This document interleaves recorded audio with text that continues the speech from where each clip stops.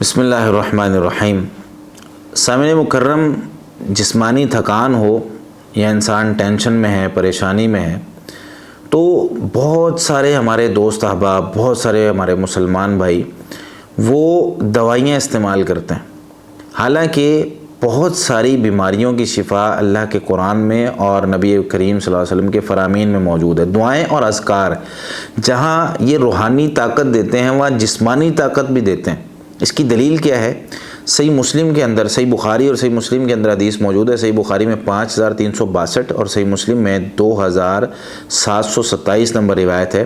اس کو روایت کرنے والے سیدنا علی بن ابی طالب رضی اللہ تعالیٰ عنہ فرماتے ہیں کہ ان فاطمہ رضی اللہ تعالیٰ عنہا اتت النبی صلی اللہ علیہ وسلم تسألہ خادما، کہ فاطمہ رضی اللہ تعالیٰ عنہ گھر کے کام کاج کرتی تھی، پانی لانا، چکی چلانا اور اس طرح کے جو وزنی کام ہوتے تھے وہ بھی کیا کرتی تھی۔ تو اس کی وجہ سے وہ کافی کام تھے، تو انہوں نے کہا کہ نبی کریم صلی اللہ علیہ وسلم سے ایک خادم طلب کر لیتی ہوں۔ تو تھکان ہو جاتی ہے، ظاہر سی بات ہے جب جسمانی کام ایک خاتون کرتی ہے تو اس کو تھکان ہو جاتی۔ تو وہ نبی کریم صلی اللہ علیہ وسلم کے پاس آئی تو خادم مانگ رہی تھی کہ مجھے ایک خادم دے دیں، تو جو گھر کے کام کاج کر دیا گیا۔ خادم جو ہے وہ مرد اور عورت دونوں پر لفظ یہ بولا جاتا ہے، خادم کا لفظ، تو انہوں نے غالباً خادمہ ہی مانگی ہوگی۔ تو انہوں نے کہا کہ مجھے کوئی خدمت کرنے والا جو ہے وہ دے دیں یا خدمت کرنے والی کوئی عطا کر دیں۔ تو نبی کریم صلی اللہ علیہ وسلم نے سب سے پہلے تو یہ بات ارشاد فرمائی، الا اخبرکی ما هو خیر لکی منہ، کیا میں آپ کو خبر نہ دوں ایک ایسی چیز کے بارے میں جو آپ کے لیے اس سے بہتر ہے؟ یہ الفاظ نبی کریم صلی اللہ علیہ وسلم نے ارشاد فرمایا، کیونکہ یہ الفاظ جو ہے نا انسان کو اس کو ایک ہمت دیتے ہیں، اس کو ایک طاقت دیتے ہیں کہ بھائی خادم چھوڑو، اس سے بہتر جو چیز ہے اس کی طرف آؤ۔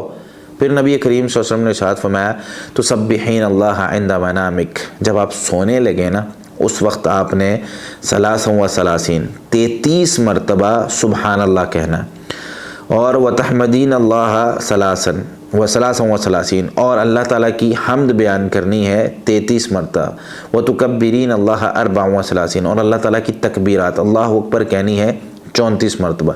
33 مرتبہ سبحان اللہ، 33 مرتبہ الحمدللہ، اور 33 مرتبہ جو ہے وہ 34 مرتبہ جو ہے وہ اللہ اکبر کا ذکر کرنا ہے۔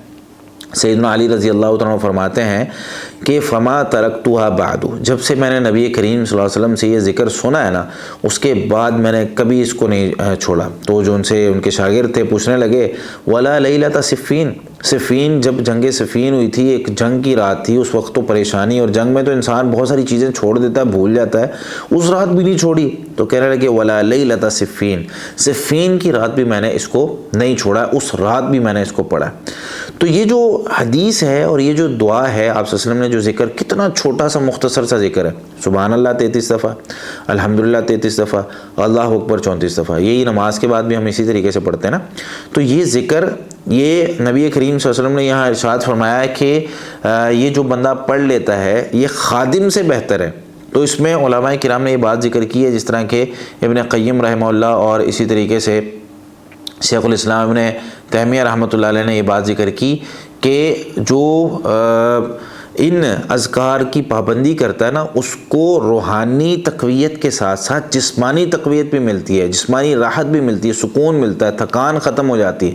تو جن لوگوں کو نیند نہیں آتی یا بہت زیادہ کام کرتے ہیں، رات کو یہ ذکر کریں، کوئی دوائیاں کھانے کی ضرورت نہیں۔ ہاں دوائیاں کھانا منع نہیں ہے، وہ بھی کھائیں، استعمال کریں، اگر ڈاکٹر کہتے ہیں کہ بھائی یہ کھانی ہے تو اس کو استعمال کریں، کوئی مسئلہ والی بات نہیں۔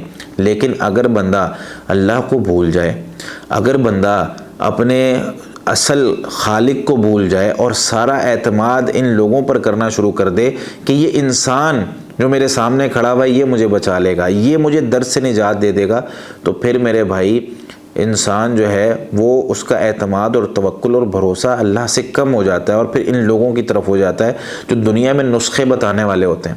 تو ٹھیک ہے ڈاکٹرز کے پاس جانا اچھا ہے، اسی طریقے سے اگر حکماء ہیں، حکیم ہیں، ان کے پاس جائیں، اپنی جو ہے وہ چیک اپ کروائیں، اگر وہ دوائی کو سجیسٹ کرتے ہیں تو اس کو ضرور استعمال کریں، لیکن بالکل ہی ہم قرآن کریم کو چھوڑ دیں اور اس سے علاج اپنے جسم کا چھوڑ دیں۔ نبی کریم صلی اللہ علیہ وسلم نے سورہ فاتحہ کے بارے میں کیا ارشاد فرمایا تھا کہ سورہ فاتحہ دم ہے. وہ ایک جب ایک قافلہ صحابہ کا نکلا، صحیح بخاری وغیرہ کے اندر روایت موجود ہے، صحابہ کا قافلہ نکلا، رستے میں وہ ایک زہریلی چیز نے جو ہے وہ ایک بستی کے سردار کو جو ہے وہ ڈس لیا تھا، تو وہاں پہ صحابی نے سورہ فاتحہ پڑھی نا، وہ زہر ختم ہو گیا اس کا. تو یہ جو اس طرح کی چیزیں ہیں، یہ ساری قرآن کریم، احادیث اور دعاؤں میں یہ طاقت موجود ہے کہ یہ ہماری جسمانی جو تھکان ہے، جسمانی جو کمزوری ہے، جسمانی جو ہماری جو ضروریات ہیں، ہمیں نیند نہیں آ رہی، ہمیں سکون نہیں مل رہا، تو اللہ کے ذکر میں سکون ہے. اللہ کا ذکر جو ہے وہ کرتے رہیں اور اپنی ضروریات کو پورا کرتے رہیں. اللہ رب العالمین ہمیں نبی کریم صلی اللہ علیہ وسلم کے ان فرامین پر عمل کرنے، یقین کرنے کی توفیق عطا فرمائے. جزاکم اللہ خیر.